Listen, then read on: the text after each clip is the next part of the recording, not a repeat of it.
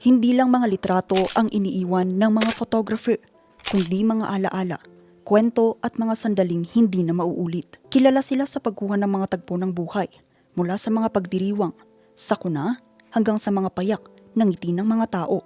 March 27, 2026, isang araw ng pagdiriwang para sa mga batang magtatapos sa Damaso Cumiles Elementary School sa Barangay Dalupirip, Itogon, Benguet. Dito abala ang grupo ni Conrad sa pagkuha ng litrato ng mga estudyante. Ito ay libre at naging panata na nila na kahit minsan maibahagi ang kanilang kaalaman sa komunidad.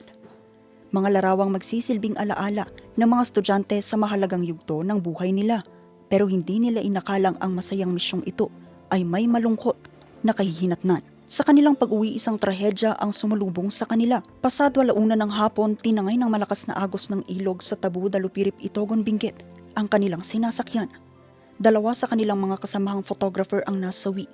Ito'y sina Neil Clark Ong Chanco, 39 anyos, at 68 anyos na si Rodolfo Ong Tan o mas kilala bilang Ompong. Mga batikan at hinahanga ang photographer sa Baguio City at Cordillera. Idineklarang dead on arrival si Ompong, habang ilang oras namang hinanap ng mga rescuer ang labi ni Neil.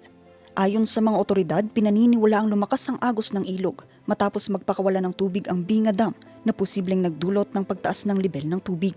Buong komunidad ng media ang nagpaabot ng pagkikiramay at paggalang sa pamilya ng 2 photographer sa kanilang pagkakasawi. Bilang pagkikiramay, kinansela ng Baguio Correspondents and Broadcasters Club ang taunang Lucky Summer Visitor ng grupo. Ang pondong nalikom dito ay ibibigay sa mga naulilang kapamilya ni Neil at Ompong. Bagamat pumanaw na sila, ang kanilang mga alaala at mga larawan ay hindi kailanman malilimutan. Nakatakda silang mailibing bukas, araw ng Martes, sa magkahiwalay na himlayan sa Baguio City.